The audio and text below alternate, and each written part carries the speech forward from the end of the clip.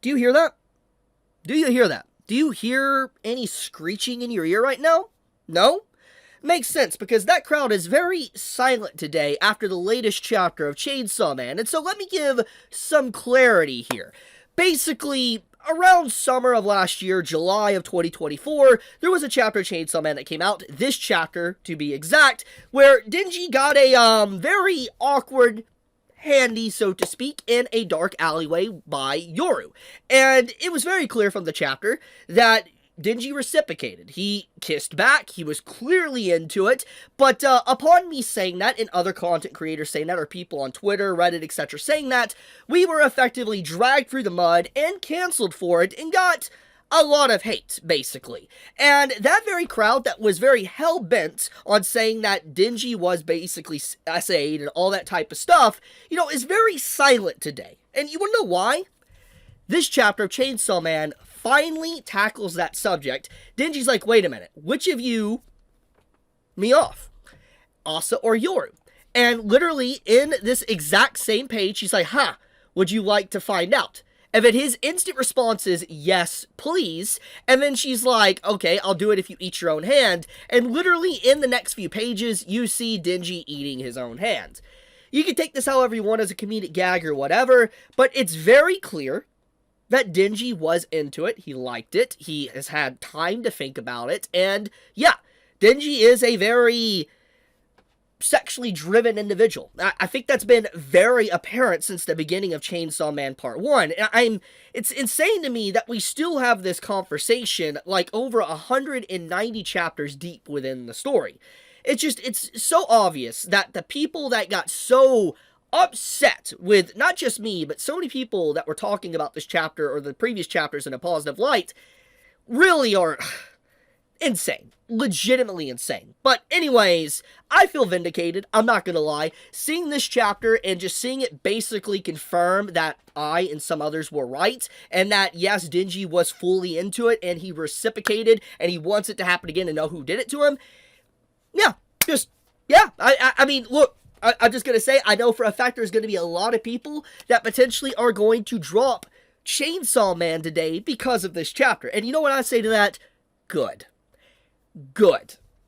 Stop reading my manga. I'm just going to say it right now. Just stop reading it. Because it's very clear that individuals that get so vehemently upset with someone talking about that situation and looking at the panels and the way Denji is as a character and basically saying that it's very clear that he was into it, and then I get dragged through the mud and so many others, I'm glad they were proven wrong. I'm so glad. I am so happy.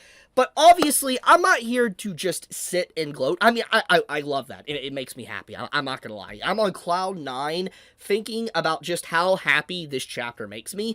But obviously, there is a lot more to this chapter than just this. So let's dive into that. And we will talk more about this subject in a moment because it is relevant to the chapter. But let's get into actually the main gist of the chapter and what it was setting up. So I like how at the beginning of this chapter, you see Yoshida basically trying to blackmail Denji once again, saying, we have, your friends in custody, and they're basically a bargaining chip. That's what he tries to imply, literally when the chapter opens up. Yoshida is showcasing his manipulative nature, how he's believing he still has stuff against Denji, and that if Denji doesn't cooperate, he will lose even more. And I think this is very interesting, and it showcases a lot about Yoshida's character, but also why Asa/Yoru acts like they do at the end of the chapter. It's a nice contrast. But what this really shows, what this entire first page really depicts, is just how much Denji has lost. And I think that a lot of people are really obviously focusing in on the whole Asa/Yoru stuff with Denji in this chapter, which is fine. It makes a lot of sense. But this is a very important scene because literally the only thing that they have now as a bargaining chip against Denji is literally a bunch of no-name individual, basically fodder characters. Now, I know some of them aren't fodder, but you get my point. They're characters that really are not that completely relevant to Denji, okay? They're not. And the fact that they try to use this as a bargaining chip shows they have nothing anymore. They have stripped everything from Denji's life, that they just don't have anything really concrete anymore to tie him down. They have taken his family, they have taken, his friends, they have taken his animals and pets. He's lost his home. He has nothing. They've even taken his name where people hate him now. So it's just like, when you factor all this in, Denji really has nothing really left to lose now. He barely has anything. So it's a really sad beginning of the chapter just to showcase that they can't really blackmail him anymore. It's over. They can't. They have nothing. And it just shows how bad their plan really backfired. But it also shows the mental strength of Denji as well, and how much he has progressed from part 1. And I think this is something that a lot of people are not going to key in on with this chapter, because many are going to quickly look at, like, the whole him eating his own hand because he wants to know which one gave him a little handy or whatever. He's going to eat his own hand. People are going to say that he hasn't changed at all, but in reality, he has. He is the same Denji, but he's also matured a little bit. For instance, he is able to overcome trauma and issues in a little bit of a better way, to where he's able to process his feelings a lot quicker and not completely shut down. And we need to look at this from a perspective. We know from the very beginning, and what we found out when he was going through his issues of losing, for instance, Aki and power and all that, that he shut down, and he basically was just a vegetable for a while. And he also, he had to come with terms that he was responsible for basically his father's death. We know that that's what basically happened with the flashbacks we got.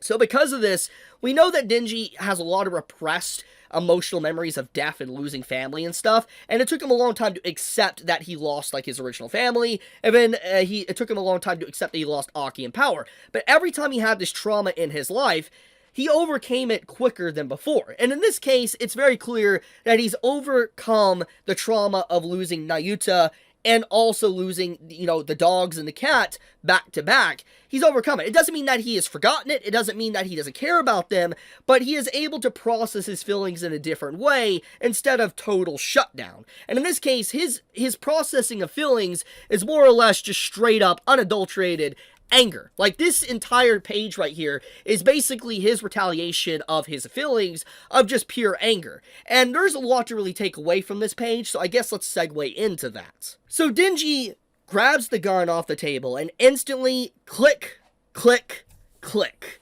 Multiple clicks. Obviously what this represents with the sound effects is that it's empty. And Yoshida, what he said here, you could basically get rid of us if you really want to, if you keep your promise. It's very clear that he was never going to uphold that promise because the gun was empty. So what this showcases is that Yoshida, once again, obviously the supposed friends that are in custody as a bargaining chip wouldn't work, so he tried to use this as a bargaining chip, and it also did not work. Everything that Yoshida has put up against Denji is just a straight up lie, and he's not really being fair whatsoever. So Denji has no right or no reason to really follow through and do what they want because they keep lying to him. And I think that this is what makes his relationship with Yoru and Asa very interesting. And so let's put in perspective how the whole, like, Denji being a little bit down bad is so relevant to this segment with Yoshida.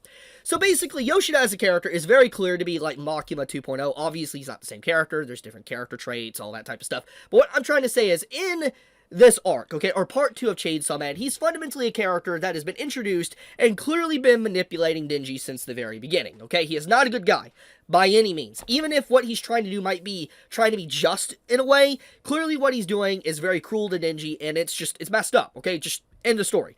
So Denji doesn't like being manipulated. It's been very clear since the ending of part 1, he has tried to change himself to where he doesn't get manipulated. Now, obviously, he still does here and there, but he has tried to be his own man, make his own decisions, come to terms with what he wants, instead of letting someone else decide for him. He wants to be his own man, and so he will actively decide on his own if he wants to do something or not, which is relevant to the Asa and Yoru stuff. So now we can segue into that.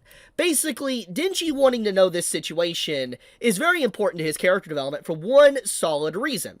He knows what Yoru and Asa is about. He knows what they want. She basically painted it out. He felt the full story in this chapter and everything. There is no lies really on the table. He knows her ulterior motive. He knows what she wants, etc. And so he respects the fact that she is telling the truth. She is not saying lies. She's not trying to manipulate him like behind his back. She's just straight up saying it. And I think to a degree, he's happy that he has just someone being straight up with him, telling him the actual truth, and then he's like, okay, I can make my own decision if I will allow her to manipulate me or not. And so, he allows it. That's exactly what happens in this chapter. And I think that is the big difference between, let's say, Yoshida and Yoru and Asa in this chapter. It showcases, yes, whatever's going on here with Asa and Yoru isn't completely healthy, obviously, but it's still the point that she's more open about it, she's not lying about it, and Denji has always been surrounded by basically nothing but liars and manipulators that don't tell him the truth,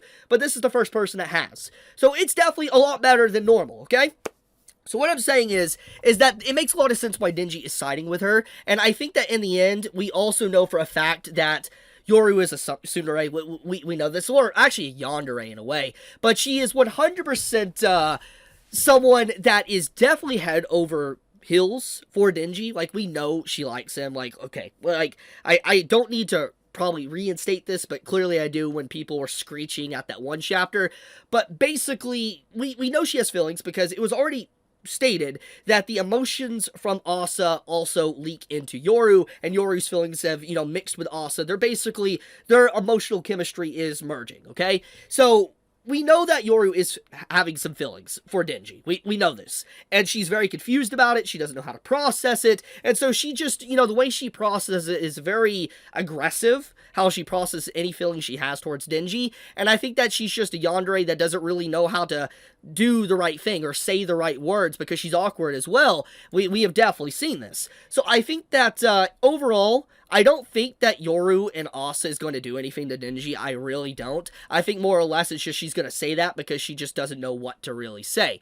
But yeah, it's a good chapter. Very good chapter, Chainsaw Man. I love the development we got. It's been an absolute blast seeing these past few chapters, especially with, like, the aging devil and seeing Denji be able to, like, work with Puchita to spit up other devils and concepts. Very powerful stuff. I might have to make a separate video discussing that in the future. But for now, yeah, just want to talk about this chapter because it felt very vindicating, and I love to get a big W. I really do. But I love you guys. Be safe, stay healthy. Chibi out.